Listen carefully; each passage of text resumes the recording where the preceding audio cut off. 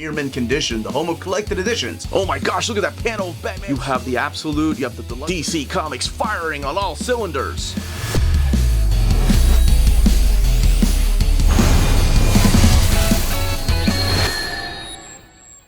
Welcome back to Near Mint Condition, everybody. Today we're going to be taking a deep dive, first look into Peacemaker, Kill for Peace, the DC Finest most recent edition. Let's get into it.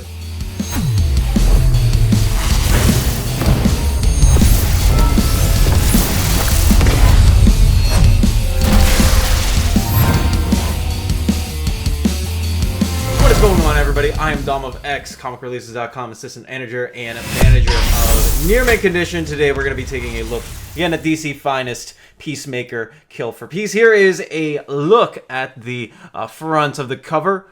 This blue hue is one of my favorite colors overall in the world, and I'm really glad they used this color for Peacemaker. Although I will say, because of the name and because of the character, I do wonder if red probably would have been a much better choice. That being said, aesthetically, I cannot complain about this book whatsoever. Here is a look at the spine of the book. Kill for Peace, of course, on the side. Tilt there, you can see that this is from the years 1966 to 1993, which is, if my estimates are correct, this is the biggest year gap that we do have for a DC Finest. So kudos to DC for putting 37 years of publication history into one specific graphic novel collection. And if we take a look at the back, it is the same as per the usual for all of these DC Finest trade paperbacks. You've got select covers here from the original Peacemaker series, the second Peacemaker series, Vigilante, Eclipso, Checkmate, and Suicide Squad, all of which I can't wait to talk to you about. So let's get into it. Alright, here's a look at, again, the front cover for Peacemaker Kill for Peace, a restored cover to the first issue of the original Checkmate series by Joe Gill and Pat Boyett, who are appropriately on the front cover for cover credits. Paul Kupperberg does a good handful of the issues mounted in here. Now, I will say, I always have my nitpicks when it comes to these DC Finest trade paperback collections, as if any of you guys have watched some of my videos here on Near Mint Condition, I do talk about how some creators, I should say, are left out of the front cover. Unfortunately, I do think they made a mistake here. I would have loved to see Todd Smith on here because he did a good chunk of the Vigilante issues that are in this specific collected edition. He drew those along with the Checkmate 1988 series that is also collected in here.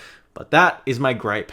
And I have no more gripes to talk about for the rest of this book. Pat Boyett does the front cover once again. And this is artwork done by Todd Smith. Here's a look at the left-hand side, which does have all of your copyrighted material along with the table of contents. And by golly, I think you're going to need to go back and forth between some of these issues because, as you might see later in this overview, there are no pages or page numbers for a lot of these issues once you get past the 1986 publication mark.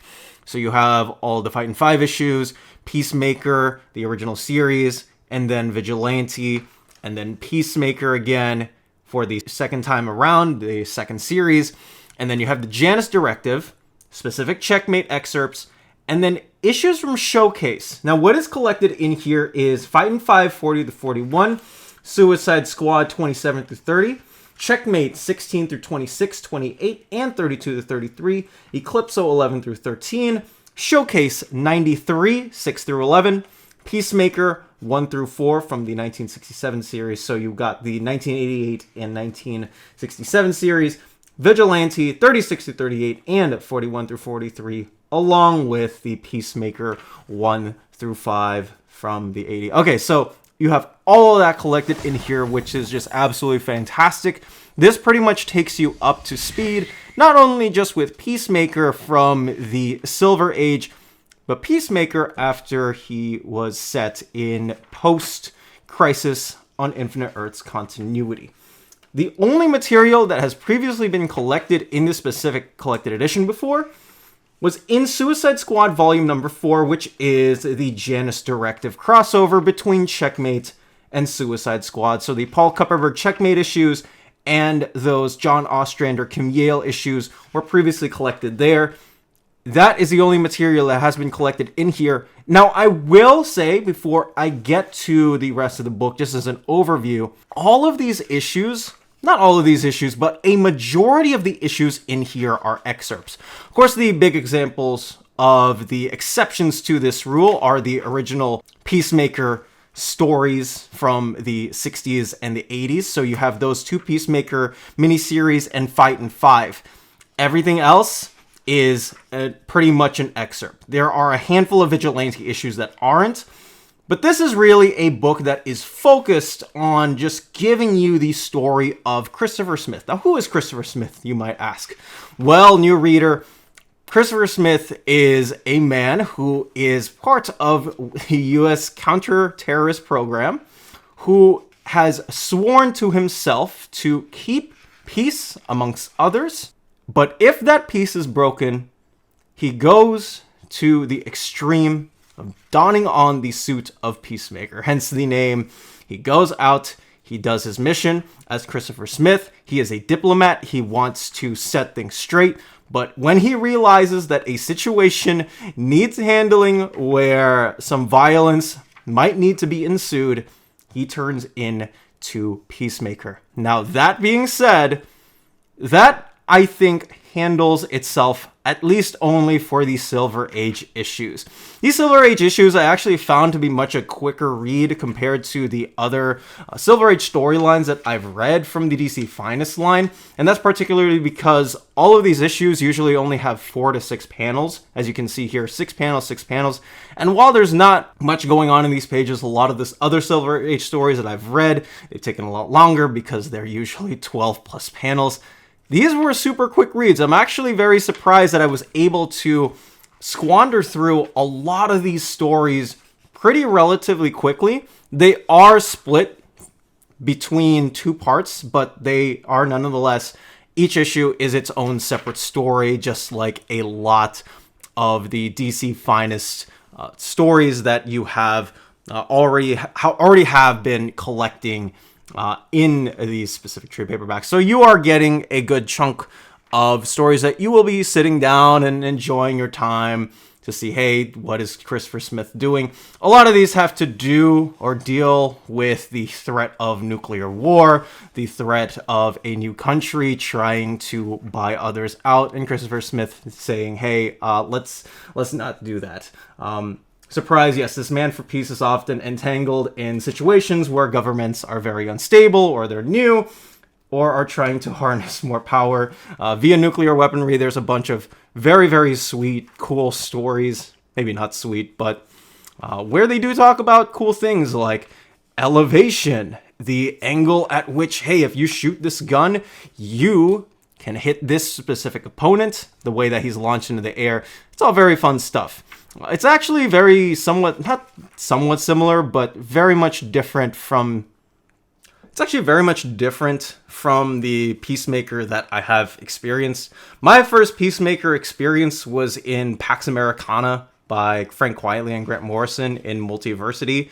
And a lot of those Charlton characters were pulled in to that specific comic. A lot of people call it Grant Morrison's Watchmen, which it kind of is. But this is definitely a different Peacemaker, and obviously Grant using a lot of those characters for that specific storyline. This is definitely much different so. But Peacemaker was originally a Charlton character. He first appeared in those Fight and Five issues 40 to 41, as you can see there. And after that title got canceled, he got his own miniseries. Now, after DC bought out Charlton Comics in 1986, they decided to go with a different direction to the character, and something that I alluded to earlier where I was talking about this is a person who just wants peace. Well, that is definitely not the case after the Crisis on Infinite Earth storyline, where we are actually introduced to a very different Peacemaker personality. A different Peacemaker personality than the TV show. I actually want to gloss over that for now and then come back to that later.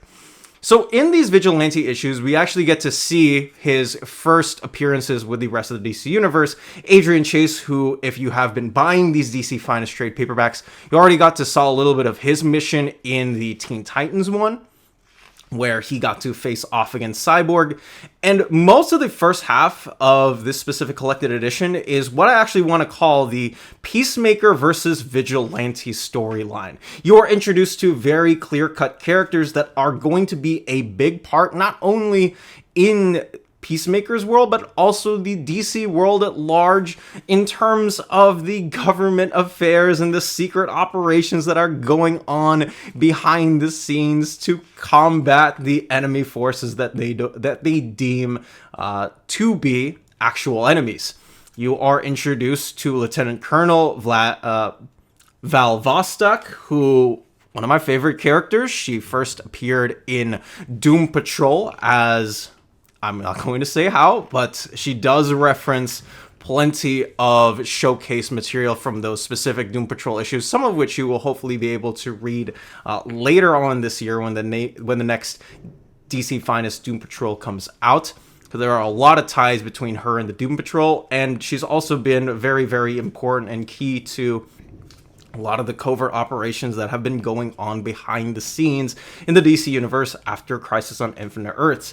And in that same retrospect, you also do get introduced to Harry Stein, who is part of something called the Agency. He is going to be one of the leaders of said agency, which you get to see in the pages of Vigilante, and he is also going to be very, very important for your reading later on if you do decide to pick up this specific trade paperback. So all of this Vigilante material is set up, not only just set up, but it does set the stage for the importance of what DC's government agencies look like. As we saw in Suicide Squad, and as you will be seeing in the Suicide Squad crossover that is in this, all of these characters are very key to how DC just operated this specific portion of their universe, and seeing characters be influenced by certain decisions that characters create. Now, I am going to say also in this aspect that Adrian Chase, who is Vigilante, there is something very important that happens in the first issue that is collected in here, which is issue number 36 of Vigilante, that will set the stage for how he and Peacemaker are going to be friends, maybe enemies with each other. There is a lot going on as far as the outside world is concerned. But something that is also very, very important in terms of this version of Peacemaker as opposed to the Charlton character in the 60s is that this Peacemaker is a lot less morally gray. Like as I kind of described in the first Peacemaker series in the 60s, it's last resort for violence with Christopher Smith. This version of Christopher Smith is definitely a lot less of the version of the character that is in the 60s. This is somebody who is less, I'm going to only use violence as a last resort. If I can't settle for peace, then that's the limit that I will go to. This character very much does not, I don't think anyways, have a limit. It's, I need to kill for peace. Now, why is that? Well, you have this Peacemaker 1988 series to answer a lot of the questions that you have about this character. We saw in the issues of Vigilante that Christopher Smith is unwell. He's got a lot of head issues. In fact, Val Vostok, or Lieutenant Colonel Val Vostok, is questioning, hey, this Peacemaker guy doesn't seem all right. They find out that he's dealing with some head trauma. Why is he dealing with head trauma? What are the motives to his character? What is his past? What does he look like in a post-Crisis on Infinite Earths world? You get all of those answers in this specific Peacemaker 1988 series, which is also not only important to the world around him, but also important in his character, in that there are a couple of retcons that happen in this specific 4-issue series. We get to see his true origin story. We get to see a lot of his past enveloping and coming ahead into this 4-issue series, who his supporting characters are, who the people in his life are, and how he became this essential character to the universe. And one other thing that I actually thought was really cool about this specific Peacemaker series, or the post-Crisis on Infinite Earths world, there is some bit of the helmet, at least with Peacemaker's helmet, that is uncovered. We get to see a little bit more of what that helmet can actually do. It's not just a piece of clothing. It's not a piece of headwear. It's not a piece of protection. It is something more important that I think actually turned out to be pretty cool in terms of its usability and what it can function as on the field. The one other thing that I want to say real quick about this specific Peacemaker series is that I think one of the coolest things about this, maybe it's just because I'm tuned into the college life right now, but you get these classified top secret files from doctors, from agencies, talking about Peacemaker, talking about Christopher Smith, about what his specific dealings are in life, what their analyses are on the character, on his personality, and you get to see more in depth of what specific people in his life think about him. It is really cool to see not only something like this printed out by DC, but actual supplemental material that helps you understand who this character is and why he's doing the things he's doing. Kind of like Watchmen. I really, really love, after those specific issues of Watchmen, you get to see some of those graphs, some of those newspapers. Same thing with Doomsday Clock. I actually do like I don't mind reading prose when it comes to comics, just to sort of remind myself that there can be depth added despite just using the regular conventional comic format. I really love this Peacemaker 4-issue series. I think that it resembles a lot of not only just like the outside world specific to the 80s and what military operations look like, but you also get to see the aftermath of some specific decisions that characters, or not characters, but people in the actual DC universe, people in real life in the DC universe have made in response to tragedies and conflicts, and Christopher Smith, and how that all ties back to him. And I, again, do think that these classified information reports add to the story rather than detract. And the only thing that, if I can, another nitpick, I really wish they added the covers to some of the issue in between pages. There's some moments in me where I'm reading a Jonathan Hickman book, and me personally, because some of those issues I read online on Marvel Unlimited, or because I was reading some of those series and singles, I don't have as much of an issue with the no page breaks in between, but I actually have realized that I needed to go back and forth between some of these specific issues because I actually didn't know where I was in the book.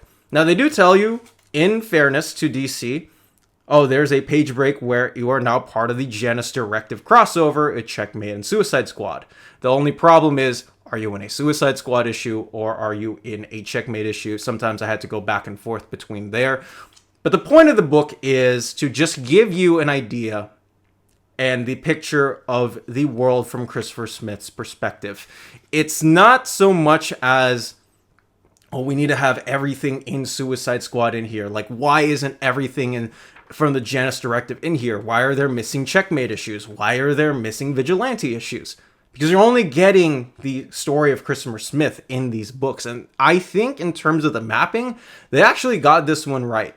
You don't need to read every single bit of the Janus Directive. In fact, there are issues in here, like as I flipped through some of the earlier ones from Janus Directive, where you only get 2 or even 4 or 6 pages of a specific storyline. But that's because it's those characters talking about what that situation is, so you're not as confused in later issues where you go, okay, Peacemaker finally showed up. what is going on in the book. You never get any sense of that, and I never got any sense of that. As I was reading through these pages. Janus Directive, I think, is the highlight of this book just because of how fun it is and the chaos and length that Christopher goes to sometimes with how he handles government business. But I think it is a great crossover, and Master Operatives from Kim Yale, John Ostrander, John K. Snyder, who pencils this, and along with that, obviously Paul Kupperberg, who was writing Checkmate on the other side, Steve Irwin on art.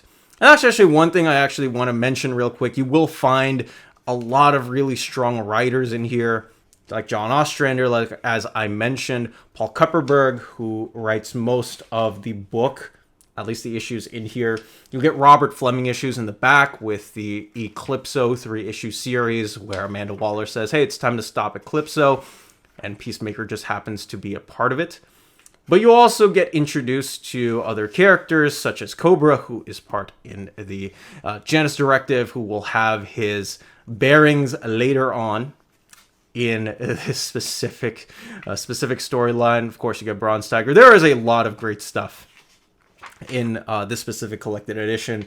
You got a lot of great art too from Pat Boyett, Todd Smith, Steve Irwin, like I mentioned, John K. Snyder, and even Kerry Nord has a couple of issues in here as part of the showcase issues where he gets to have his own shine in this book.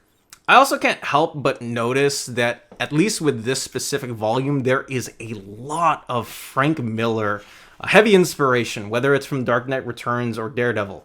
There are a couple of Peacemaker panels in the specific story or storybook, like collected edition, where I'm just questioning myself, like, did they just rip off? did Todd Smith just rip off Frank Miller from his 80s Daredevil? There is a lot of influence in the specific book for that. But again, you are all getting it through the eyes of Christopher Smith, and that's what makes this mapping really well, in the same way that Harley Quinn is, and I recently just got the Batgirl DC Finest. I'm also going to mention that and look for my overview on that soon, because that's also one of my favorite runs of all time. This specific collected edition is really well thought out, if only for not having the DC imprints or covers or page breaks. This is a really, really well-read collection. It's something that I did not anticipate on enjoying as much as of a fluid read-through. Somewhere where I wasn't questioning what is going on in every single one of these books. To talk a bit about the last half of the book, a lot of these issues after the Janus Directive are a part of Paul Kupperberg's Checkmate. Checkmate is birth in the idea that you will get to see in the first issues of Vigilante in this book with Harry Stein, who is the de facto leader of Checkmate. And as you might notice from the logo, they do base their government organization off of chess boards and the chess game. So you got the bishops, you got the queens, you got the kings, and how are leaders going to be toppled? It's so great of an idea that Greg Rucka in the mid-2000s continued on with this after the pages of Infinite Crisis, because Greg Rucka is awesome, and I'm really glad I was actually able to get to read a lot of these early Checkmate issues, even if they weren't completely filled with the entirety of the stories. This collection has definitely made me go out and say, I need DC to do a Checkmate DC Finest or a Checkmate Compendium Omnibus, whatever they decide to put it out.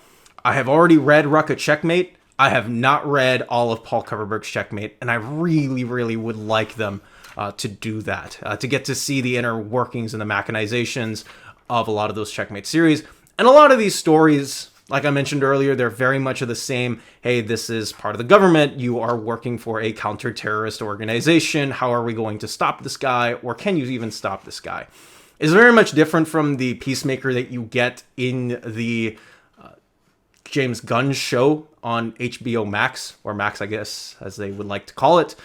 It's not the Peacemaker that compares girth lengths. It's a Peacemaker who is definitely a lot less hokey jokey.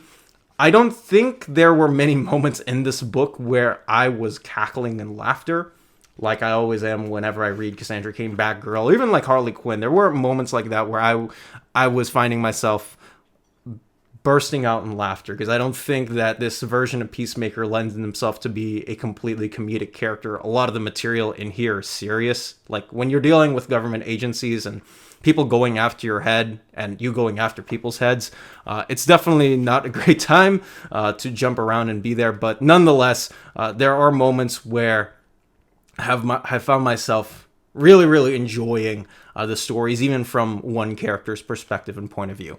The last issues that are in here are a Showcase 93 series by Mike Baron, or written by Mike Baron, I should say. You got Kerry Nord and Gary Barker on art for most of these issues. And this is in reference to Cobra, who you, if you are reading through, have already seen in those Checkmate issues from the Janus Directive. He makes his own way in here, and they're very much geared like a G.I. Joe comic book issue or movie. If you enjoy a lot of G.I. Joe vibes, if you enjoy covert ops, this is definitely the book for you. One thing that I also will say, in addition to the Cobra Chronicles, as this story is called, this has a lot of characters that show up in here that you are probably already familiar with. If you have seen me scrolling through these, or paging through these, whatever the verb might be, you have already seen, hey, I know who Dr. Light is. I know who Deathstroke the Terminator is. I know who Deadshot is. You already probably have seen Deadshot as part of those Suicide Squad crossovers, and also those issues from the last month of DC Finest. Man, I don't really have any other big notes. This is something of a very interesting DC Finest, because I'll be completely honest with you guys, I don't know if I find Peacemaker to be the most interesting character out there in the world, but that in and of itself, I'm really happy that not only the HBO show came out, but that DC is actually putting out some of these issues in collected edition format, because were we ever going to get a Peacemaker comic book collection that had him at the forefront of this, if it weren't for the TV show? Probably not. I owe a lot to James Gunn and, of course, the always talented Invisible John Cena for creating a character that not only would I be somewhat interested in, but very happy to get all of these issues collected in, because had it not been for that TV show, I doubt that it would be anything here of the sort. You got Citizen Steel in here. Like, what in this book doesn't scream you have to go out and buy it? And even if you don't, I think find Christopher Smith's past or character the most engaging. There is something for you in here if you are a big fan of military comics, war comics, covert op comics, or if you're a big fan of G.I. Joe. This is definitely the book for you. I cannot recommend this enough for fans of those series, or maybe fans who are wanting to engage in some more DC content, to see the world of DC in the late 80s or even the 60s, even if it wasn't completely published by DC. But that, as they say, is that. Now, if you're looking to buy a DC Finest Peacemaker, Kill for Peace, check out our sponsors.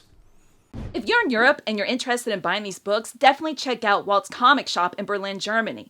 They have the cheapest pre-order prices, flat shipping rate of €12 for all EU countries, emails answered within 24 hours, waltscomicshop.com, and you can use the code Near Mint Condition at checkout and get free shipping for all EU countries with your first order over €40.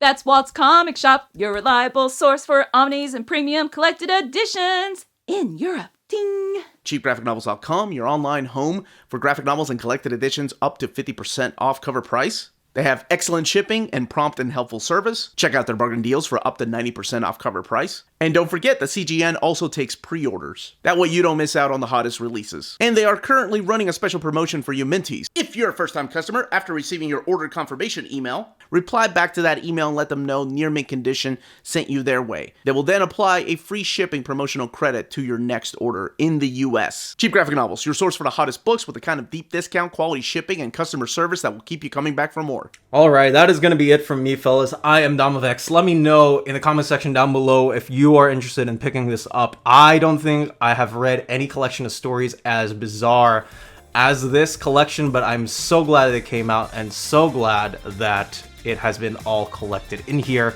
Again, I'm Dom of X. Please stay safe, Mentees, and have an awesome one.